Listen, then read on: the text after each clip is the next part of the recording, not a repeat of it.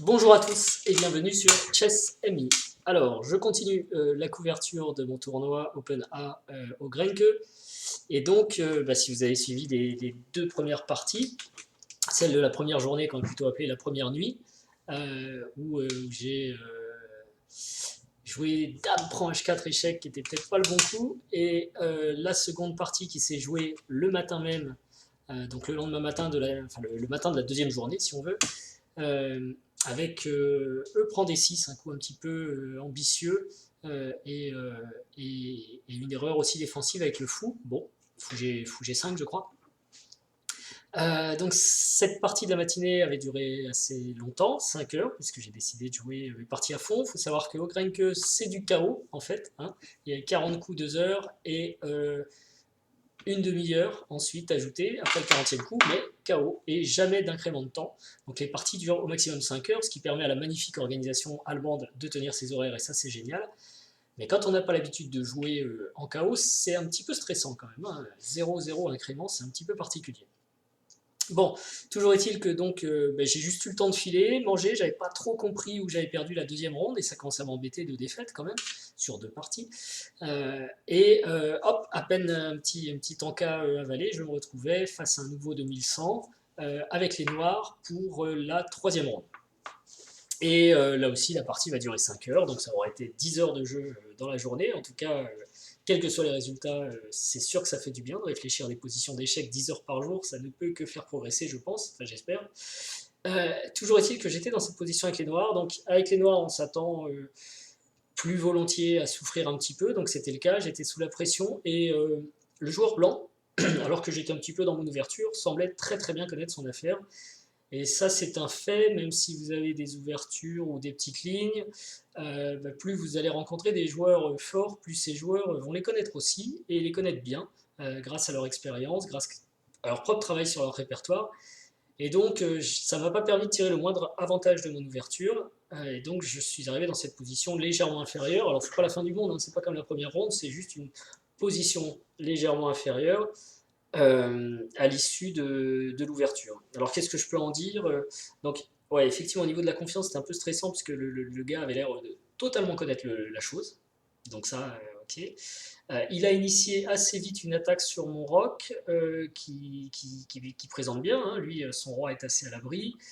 Il a un bel avantage d'espace, des lignes ouvertes pour ses fous. Allez, je vais faire quelques flèches quand même. On est ici au 18e coup. Et bon, le développement n'est pas totalement terminé, parce que l'un comme l'autre, il nous manque un coup pour lier les tours, mais bon, on approche vraiment du milieu de partie. Et il a quand même planté ce pion ici qui est gênant, notamment avec une case faible en E6, doublé d'une autre case bien menacée en G6 sur mon roc, avec quand même, si on regarde bien, le cavalier, le pion, la dame, un fou qui arrive, une tour en support, et d'ailleurs son coup ici c'est fou B2, bon, je ne sais pas si c'est le meilleur coup, parce que je trouve que le fou était pas mal ici, mais bon, il ajoute de la pression, il dit ses tours, il a fini son développement et il est prêt pour l'attaque. Chez moi, j'ai un beau cavalier, on peut le dire, enfin il est dans mon camp, hein, mais bon, en tout cas, il regarde quelques cases chez l'adversaire, c'est toujours ça. Des cases défensives importantes aussi. Euh, donc bon, pas trop mal ce cavalier. Le fou aussi est passé derrière la petite chaîne de pions. Si on se souvient de la première partie, là c'est quand même beaucoup plus sympa.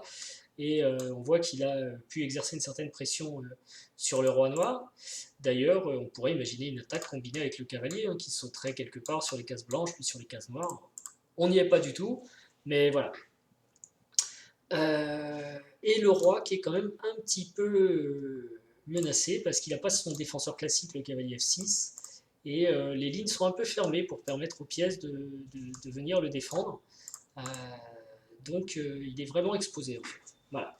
C'est pour ça que les blancs ont un petit avantage, un avantage certain, petit, mais pas non plus monstrueux. Et donc dans cette position, je décide d'activer ma tour et je joue quand même ma première erreur en jouant A4. Mon idée, c'est d'essayer d'emmener le jeu ailleurs que face à mon roi, hein, donc d'ouvrir ici, de provoquer un échange de tours qui éloignerait une tour, ça m'arrangerait. Voir si c'est lui qui me prend, d'essayer de pénétrer sa position avec la dame. Voilà. En A2 ou en A5, qui pourrait revenir en D2, bon, ce serait pas mal. Parce que j'ai aussi un problème pour activer madame, en fait, tout bêtement. Bon, il peut y avoir plusieurs solutions. Alors c'est un peu une erreur parce qu'en fait les blancs sont quand même très menaçants et à la lumière de ce qui est arrivé, il eût été préférable de me résigner je fais des belles tournures de phrases quand même, hein, de me résigner à me séparer de mon fou, par exemple en jouant fou E3 contre ce cavalier qui est quand même très menaçant. S'il rentre ici un jour, ça va être gênant. Et du coup, voilà, c'était peut-être fou E3 qui était plus correct. Mais bon, donc j'ai joué A4, qui est moins précis, et fou H5, joué par mon adversaire qui cette fois menace tout simplement d'échanger les fous, dans un sens ou dans l'autre d'ailleurs, et donc de gagner définitivement la case E6 pour le cavalier. Et ça fait très très peur. Donc j'avais peut-être sous-estimé ce coup, et, ou du moins je l'avais calculé, mais je m'étais dit qu'avec G6 tout se passait bien. Or, ce n'est pas du tout le cas. Alors évidemment c'est assez humain, je me suis dit G6 je repousse le fou, et ça tient. Voilà. Et si le problème c'est que ça marche pas du tout, il y a une erreur tactique. Si les blancs font fou prend G6, H prend G6, F prend G6, donc je peux encore reprendre. Et là un petit coup silencieux permet avec Dame G3 de récupérer du matériel avec une superposition. Parce que même si je veux défendre par Dame E8 pour avoir deux défenses contre les deux attaques ici, les blancs peuvent faire sauter une des défenses, le cavalier, et donc ensuite récupérer la pièce. Mon roi n'a plus aucune protection, la partie est finie, j'arriverai pas à m'en sortir vivant. Voilà. Alors, je ne l'avais pas vu, et à ma décharge, on va dire, mon adversaire l'a pas vu non plus. C'est curieux parce que c'est lui qui a joué fou H5, mais donc pour moi G6 c'est quand même une gaffe grave. Le seul coup qui permettait de tenir un peu, mais les blancs gardent un bel avantage, c'était Dame E8, pour pas rentrer dans cette ligne où mon roi n'a plus du tout de défense. Et donc évidemment sur Dame E8, il y avait tour prend F7, enfin fou prend F7, tour prend F7, et le cavalier peut sauter en E6. Il y a d'autres variantes, c'est pas forcément le mieux, hein. L'ordinateur préfère apporter une nouvelle tour et attaquer comme ça, ce qui est certainement très bien. Mais c'est vrai que l'humain, lui, voit plutôt la case E6 immédiatement. Et en fait, l'ordinateur nous apprend que c'est pas très très grave, parce qu'on va pouvoir jouer cavalier D3, pousser le fou, et cavalier C5, et ensuite chasser le cavalier en E6. Je ne vous cache pas qu'il faut des nerfs d'acier, et pour l'instant, je suis loin d'avoir conçu dans cette position la possibilité de repousser cavalier E6 après Dame E8, alors que bon, ben voilà, il faut garder l'esprit clair, et il est possible de consommer du temps pour enlever la meilleure pièce, et à la limite, tous les échanges de pièces auraient rendu service au noir. Ok, donc j'ai pas vu tout ça, et j'ai gaffé sur l'excellent fou H5, j'ai gaffé G6, et mon adversaire l'a pas vu non plus, coup de chance pour moi.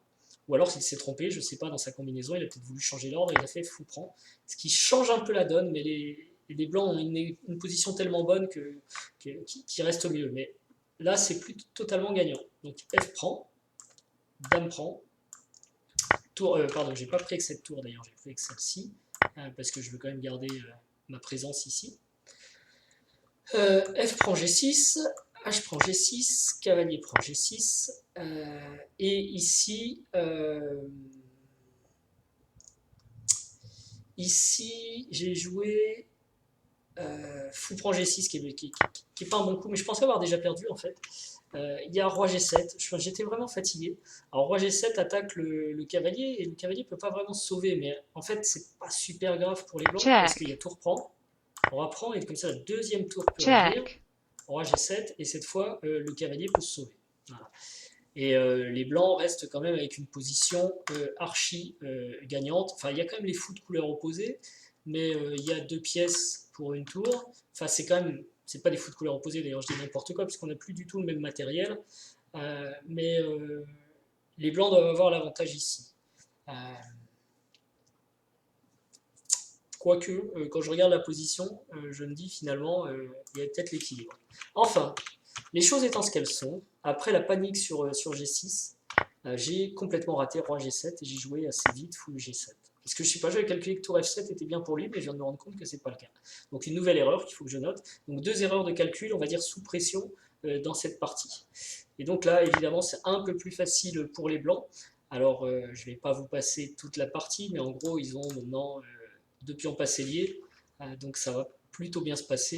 Il y a eu fou D4, pion prend, tour à 2, check, échec. Alors tentative d'arnaque ici, parce qu'il y a quand même cette première rangée qui est faite, donc je peux toujours prendre et puis mater, pourquoi pas, on ne rentre de rien. Faut pas aller se sauver n'importe où non plus, parce que sinon il pourrait y avoir une découverte désagréable sur roi H7, fou G8, échec, et la tour est perdue, donc c'est roi H8 forcé. Ici, je tente aussi d'échanger les tours, parce que je ne vais pas pouvoir m'en sortir avec ces tours doublés maintenant. Donc on échange les tours. Et bon, j'essaye d'entrer dans cette finale de foot couleur opposée, mais le problème c'est que voilà, il y a. Alors j'ai donné le pion ici hein, pour essayer de gagner du temps aussi, pour pas le perdre en B7. Et de toute façon, les pions doublés ici n'ont pas de valeur, donc bon. Et la partie, c'est fini comme ça, donc je sacrifie un peu tout dans l'espoir d'essayer d'avoir un mini contre-jeu avec le dernier pion que je vais avoir en main, puisque j'ai aucune chance face à ces deux pions et ce fou, donc j'essaie de faire quelque chose avec un pion en fait, hein, c'est pour ça que j'ai tout sacrifié. Hop, et là, qu'est-ce qui se passe et je pousse mon pion, évidemment. check, Évidemment, lui l'arrête, hein, c'est aussi son but dans la vie. Check. J'essaye d'aller soutenir mon pion d'une façon ou d'une autre. Et ici, en fait, je rate le coche. Ce coup paraît naturel. Enfin, je rate le coche. La position est perdue, mais j'ai joué roi D6 sans espoir. Et c'était peut-être le moment d'essayer de sacrifier ce pion, le dernier pion, enfin l'avant-dernier pion, pour pouvoir placer fou F2. Le roi est quasiment obligé de revenir. Mais bon, la position reste sans espoir. Hein. Je pourrais me repousser et gagner avec ses pions. Mais bon, il y avait peut-être une petite activité un peu plus forte que sur roi D6, puisqu'après roi D6, G4, roi E7, roi G6, roi F8, roi H7, fou E5 et G5. Bon, j'ai décidé d'abandonner. On était au bout des 5 heures, 50 coups. Donc une nouvelle défaite. Celle-ci où je pense que j'ai vraiment plus mal joué que les deux autres parties parce qu'il y a quand même une gaffe, G6, et qui pouvait être évitée par Dame E8, on va dire. Voilà. Ça fait déjà 12 minutes, je ne veux pas en faire plus, donc vous avez la troisième partie. Ce que je vais faire après, en fait, c'est que je vais faire un petit bilan des petites parties, des types d'erreurs qui ont été rencontrées, et je vais vous montrer comment j'ai déterminé avec ce tournoi plein de choses qui n'allaient pas dans mon approche et dans mon entraînement pour les corriger pour l'avenir. Donc si vous suivez la série, ça vous permettra aussi de bien comprendre le bilan ensuite, et des erreurs, il va y en avoir pas mal, donc ça va être intéressant. Voilà. Je vous dis merci pour votre fidélité, vos commentaires encourageants et votre soutien dans ces moments difficiles, et je vous dis à bientôt. Au revoir.